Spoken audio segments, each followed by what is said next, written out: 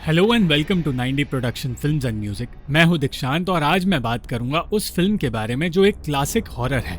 मैं बात कर रहा हूं गिलेर्मो डेल टोरो की बनाई फ्रैंकेनस्टाइन की, जो 1818 की एक नॉवेल पर आधारित है। ये कहानी है एक ऐसे क्रीचर की जिसे हमने पहले भी सैकड़ों फिल्मों में देखा है, मगर 2025 के इस वर्जन में इस कहानी को एक अलग रूप में दिखाया गया है। तो चलिए इस फिल्म की कहानी और फिल्म के अंदर छुपी गहराई को समझते हैं। फ्रैंकेनस्टाइन नाम सुनते ही हर किसी के दिमाग में ये क्रीचर आता है, मगर असल में फ्रैंकेनस्टाइन इस क्रीचर का नाम नहीं बल्कि इसे बनाने वाले डॉक्टर विक्टर फ्रैंकेनस्टाइन का नाम है। विक्टर और इस क्रीचर दोनों की कहानी अलग है और यही दो कहानियां दिखाने के लिए इस फिल्म को दो हिस्सों में बांटा गया है। पहला हिस्सा विक्टर और उसके इन्वेंशन के बारे में है और दूसरा हिस्सा उसी इन्वेंशन की कहानी है। विक्टर की कहानी में हमें समझाया जाता है कि वो आखिर जिंदगी और मौत से ऑब्सेस्ड रहने वाला एक पागल डॉक्टर कैसे बना। बचपन से ही विक्टर के सर पर उसके पिता के बुरे बर्ताव का बोझ था। वो हमेशा विक्टर को इंसानी शरीर के बारे में सब कुछ सीखने के लिए फोर्स करते थे और जब विक्टर कुछ याद नहीं रख पाता तो उसे पीटा करते थे।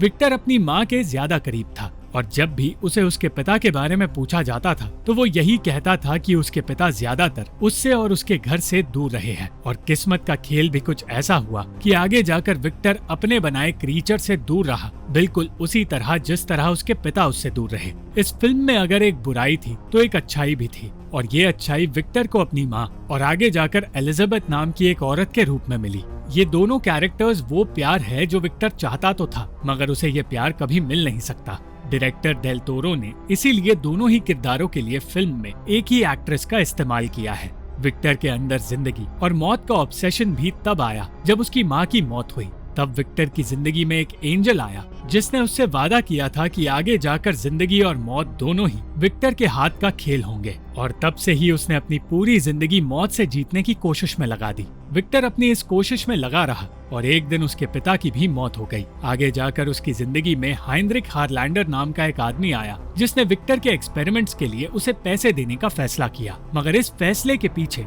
उसके कुछ निजी इरादे थे। हाइंद्रिक एलिजाबेथ का अंकल था और विक्टर को उसी एलिजाबेथ से प्यार होने लगा था, मगर वो विक्टर के भाई विलियम से शादी करने वाली थी, इसलिए उसने विक्टर को करीब आने से रोक दिया। हाइंद्रिक धीरे धीरे पेशेंस खोने लगा और चाहता था कि विक्टर जल्द से जल्द अपने एक्सपेरिमेंट्स को पूरा करे। विक्टर ने उन गुनहगारों और सैनिकों के बॉडी पार्ट्स इकट्ठे करने शुरू किए जो जंग में मारे गए और उन्हीं पार्ट्स को लेकर वो एक शरीर बनाने लगा। उन्हीं पार्ट्स में बिजली पहुंचाने के लिए उसने थंडरस्टॉर्म का इंतजार किया।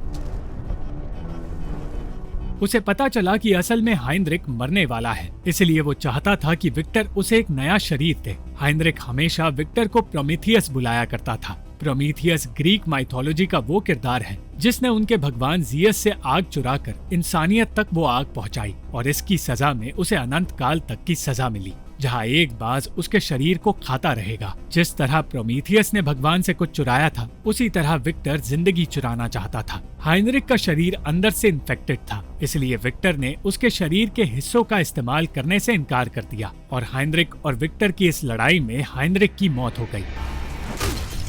हाइंद्रिक की मौत का विक्टर को कोई फर्क नहीं पड़ा क्योंकि उसी वक्त बिजली मिलने से उसका एक्सपेरिमेंट सफल हुआ और उसके बनाए शरीर में बिजली पहुंचते ही वो शरीर जिंदा हो गया। पहले पहले विक्टर ये देखकर बहुत खुश हुआ कि उसका बनाया क्रीचर सचमुच जिंदा है, मगर धीरे धीरे वो ये देखकर इरिटेट होने लगा कि वो क्रीचर कुछ भी ठीक से सीख या समझ नहीं पाता। उसी पल से विक्टर अपने पिता जैसा बन गया और वो उस क्रीचर को उसी तरह अब्यूज करने लगा जिस तरह उसके पिता उसे किया करते थे। एलिजाबेथ जब उस क्रीचर के सामने आई तो उस क्रीचर को अच्छाई और प्यार जैसी चीजें महसूस हुई। उससे मिलने के बाद एलिजाबेथ ने विक्टर से कह दिया कि वो क्रीचर सब कुछ समझ सकता है। जैसा विक्टर का मानना है वैसा वो मूर्ख नहीं है, क्योंकि उस क्रीचर की आंखों में उसने दर्द देखा है और दर्द समझदारी का एक सबूत होता है। विक्टर को यह एहसास हो गया कि एलिजाबेथ उससे ज्यादा उसके बनाए क्रीचर के करीब जा रही है। उसे अपना ये एक्सपेरिमेंट जिंदगी की सबसे बड़ी गलती लगने लगी और इस जलन की वजह से उसने अपने भाई से कह दिया कि उस क्रीचर ने हाइंद्रिक की जान ली है। विक्टर ने अपने पूरे लैब को जलाकर राख कर दिया और उसे लगा कि इस आग में वो क्रीचर भी जलकर मारा जाएगा, मगर वो क्रीचर अपनी बेड़ियां तोड़कर आजाद हुआ और जिंदा बच निकला। यहाँ से एक टाइम जंप होता है और तब ये कहानी कनेक्ट होती है इस फिल्म की शुरुआत से, जहाँ एक बर्फीले इलाके में एक फंसे हुए शिप के कैप्टन को विक्टर मिला था।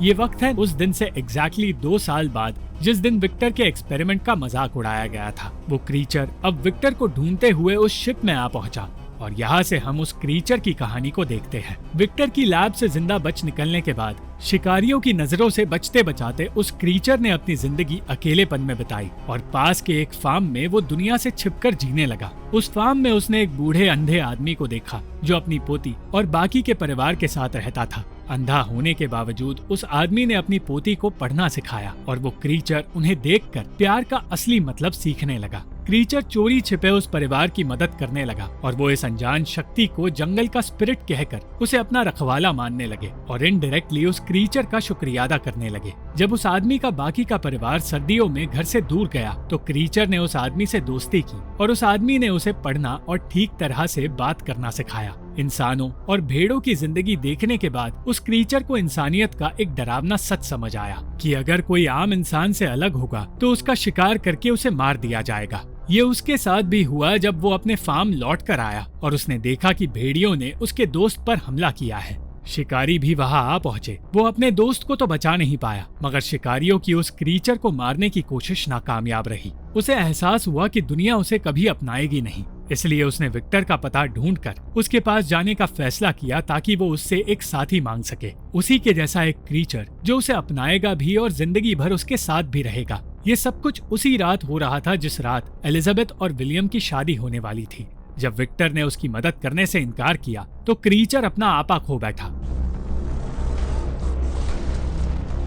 इस सब के बारे में एलिजाबेथ को पता चल गया और वो उन दोनों को रोकने उनके पास चली गई। विक्टर ने गुस्से में जब क्रीचर पर गोली चलाई तो उस क्रीचर को बचाते हुए एलिजाबेथ खुद उस गोली का शिकार बन गई। उसी पल विक्टर को पहली बार मौत से ज्यादा जिंदगी में दिलचस्पी होने लगी। क्रीचर ने गुस्से में गलती से विलियम पर भी जानलेवा हमला कर दिया मगर मरने से पहले विलियम ने विक्टर से कहा कि असली राक्षस वो क्रीचर नहीं बल्कि विक्टर खुद है। विक्टर ने इस कत्ल का पूरा इल्जाम क्रीचर के सर डाल दिया और क्रीचर एलिजाबेथ को एक गुफा में ले गया जहां मरने से पहले एलिजाबेथ ने कहा कि सच्चे प्यार का अंत हमेशा ट्रेजेडी के रूप में होता है। विक्टर जब क्रीचर को मारने उस गुफा में आया तो क्रीचर उस पर हावी हुआ और उसने कहा कि विक्टर ने उसे एक मॉन्स्टर बनाकर ऐसी जिंदगी दी है जो उसे कभी चाहिए ही नहीं थी और अब विक्टर को भी ऐसी जिंदगी जीनी पड़ेगी। विक्टर ने कसम खाई कि वो उस क्रीचर को जान से मार कर रहेगा मगर उसकी ये कसम कभी पूरी नहीं हो सकती थी क्योंकि उसका बनाया क्रीचर कभी मर ही नहीं सकता। यही बात तब साबित हुई जब उन दोनों का सामना हुआ और विक्टर ने उसे एक डायनामाइट के जरिए मारने की नाकाम कोशिश की।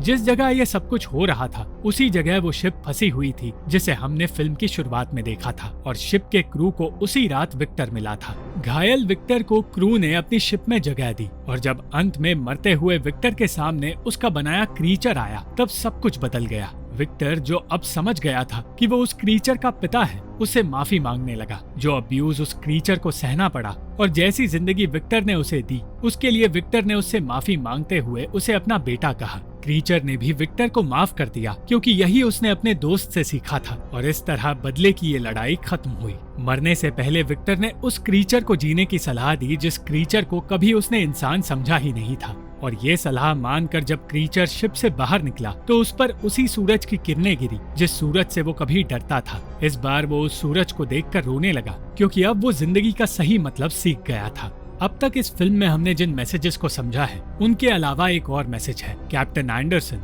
जो इस पूरी कहानी को जानता था और विक्टर और क्रीचर दोनों के हिस्सों को समझ गया था अब अपनी शिप को पीछे ले जाकर लौटने का फैसला करता है। इस फिल्म के पीछे का मेन मैसेज यही था कि वो चीजें जिन्हें हम जबरदस्ती हासिल करना चाहते हैं हमें सिर्फ दर्द और परेशानियां देंगी। एंडरसन भी एक नई खोज की जिद में अपनी शिप को एक ऐसी जगह ले जाने वाला था जिस जगह पहुंचकर शायद उसके साथी और वो खुद भी मारे जाते, इसलिए कुदरत उसकी शिप को आगे जाने से रोक रही थी। कुदरत के खिलाफ जाकर विक्टर ने जो गलती की थी एंडरसन वही गलती नहीं करना चाहता था। इस फिल्म में सिर्फ एक नहीं बल्कि कई सारे मैसेजेस छुपे हैं और हर कोई इस फिल्म के अंत को अपने पर्सपेक्टिव से समझता है। आपने इस फिल्म से कौन सी बात सीखी ये हमें कमेंट्स में जरूर बताएं। Thank you for watching this video.